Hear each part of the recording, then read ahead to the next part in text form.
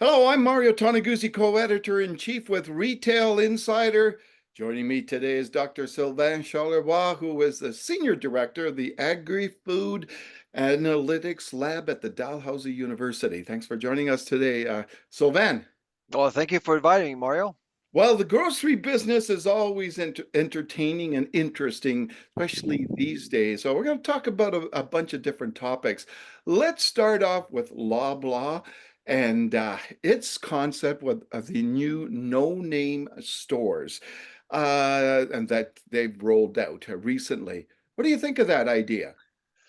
It's an intriguing idea, frankly. And so when you look at the model, when you look at where they've opened up new stores, so Windsor, St. Catharines, and Brockville, clearly Loblaw doesn't mind cannibalizing itself, so stealing sales from stores they actually own in that area. And I think, frankly, they're going after other new emerging rivals like the dollar stores and Giant Tiger with no fridges, no fresh stuff. Clearly, they're trying to keep costs as low as possible and remain as competitive. And so I do think that this particular model and this particular approach will be incredibly aggressive. In a few months from now, I wouldn't be surprised if we see more of these stores pop up all over the place. What's the bottom line here of why the Loblaw is doing this and others, Sobeys has done this too in the past? It's easy to execute, really. All you need is a room and pallets, and that's about it. And hiring is not an issue either. The number of FTEs is very, very low. Yeah, So it's an appealing model if you really want to roll out and open up new stores to remain competitive. yeah, exactly. Do you think, as we move forward, the costs of everything has gone up.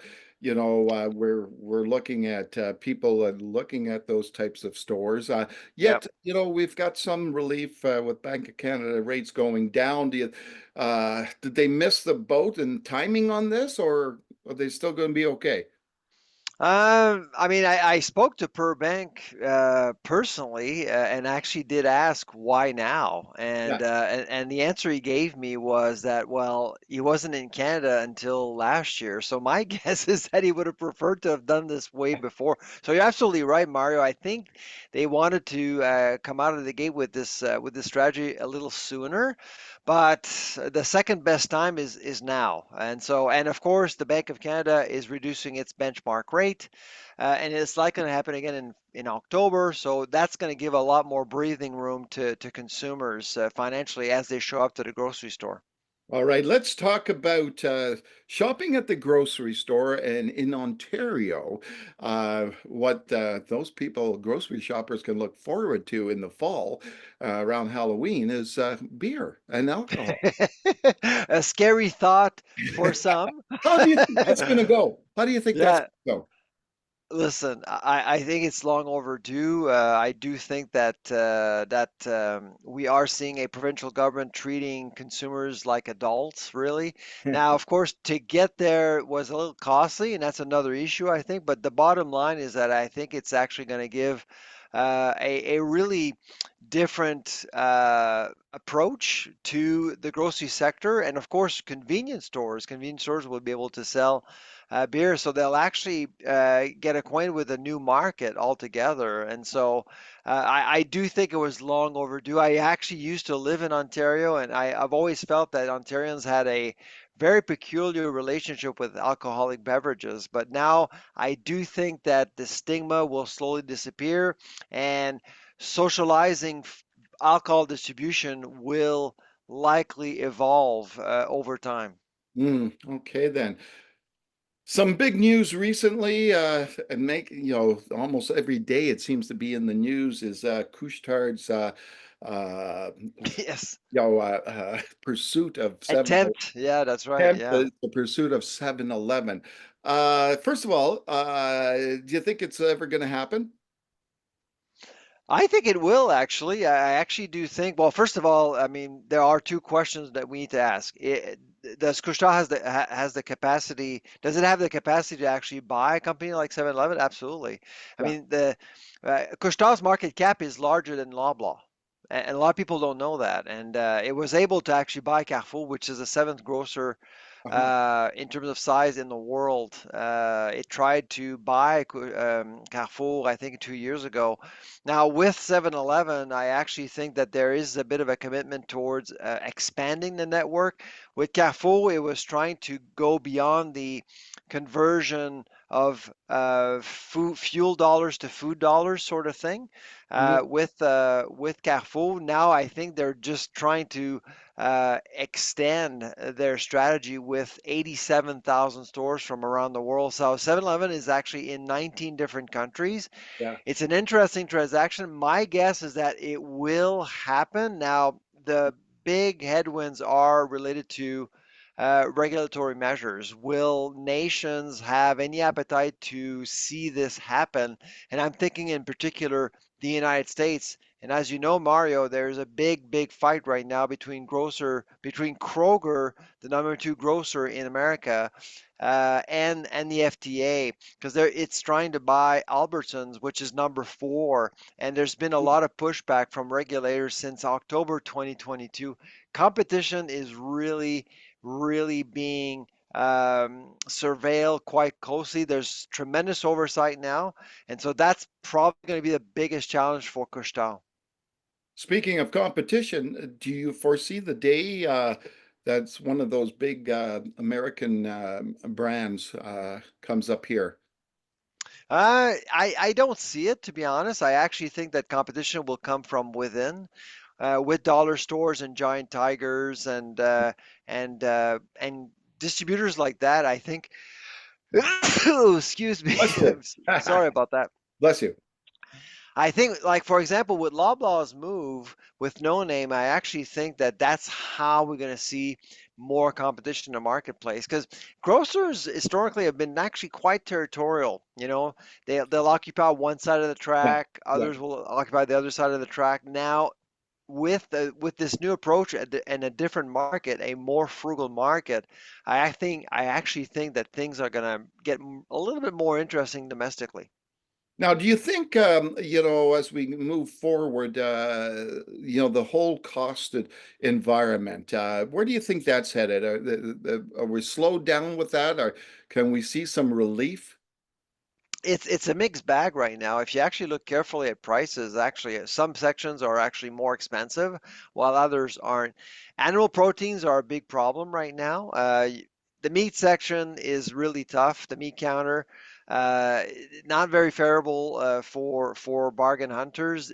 Dairy as well, but produce, it's been really interesting. Some prices are actually lower than just a few years ago. Some items are actually cheaper than 5 years ago, if you can believe it. Yeah. The center of the store is getting friendlier also. Canned tuna is actually cheaper than 5 years ago Wow. in Canada. So there are things that are really making life easier for consumers right now. Explain to me why, the meat is so expensive. Like I Yeah. sometimes look at the prices and the packages and I go, whoa. Yeah.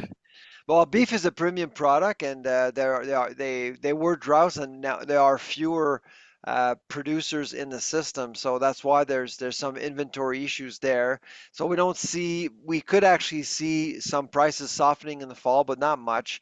As far as pork goes, last year that was a good bargain. No Mm, longer this year. Right now, we are seeing a industry recalibrating. And for chicken, chicken is actually up. Marketing boards are really pushing prices higher for farmers. And of course, that catches up to us at yeah. retail eventually. All right. Now explain to me, we've heard on the news lately a bunch of tensions between Canada and China Yeah. on the trade side of things. Explain to me what's happening and why I, as a consumer, should care about it. Well, so it's canola. It's a trade related issue. So we have 43,000 farmers farming canola. And China basically will go after Canada on the ag and food side for sure. Whenever there's a spat, we saw that 5 years ago with the Huawei situation. Mm. It's an easy target, and canola is very symbolic for the Chinese. Canola means Canada oil, and so they'll not go after lobster, they'll not go after other commodities, they'll go after canola first. Perhaps we may actually see other commodities, but they're just doing an anti-dumping probe, and there's no dumping going on, but it is a probe, and it has pushed prices lower, so farmers are getting less money. Will it impact Canadians and consumers? Not yet, and frankly I doubt it will. And that's why I think China is doing this right now. But it does bring a lot of uncertainty to markets, especially when it comes to canola. And canola is a big commodity right now. Yeah, exactly. Last question for you, and it comes back to our discussion about competition. And I'm not sure which platform you posted something on your social media, but it was an interesting graphic about the growth of ethnic food stores in Canada. Oh And yeah. tell me, why that's happening. Well, it's because of the frugality of the market. If you're looking for bargains, you're not going to go to the same place anymore. And that graph really shows that people are opening up their options, and so their portfolio of stores is expanding. And Loblaws knows that, and Sobeys as well, and Metro. They're all recognizing that. So ethnic stores sales are up 11% since April, and dollar store sales, food sales are up 24%. So it's no surprise that we see companies like Loblaw opening up their own dollar stores, which Yeah, they call no name, of course. yeah, super. Well, thanks again. Always a pleasure chatting with you, Sylvain. Thank you for joining us. Take care, Mario.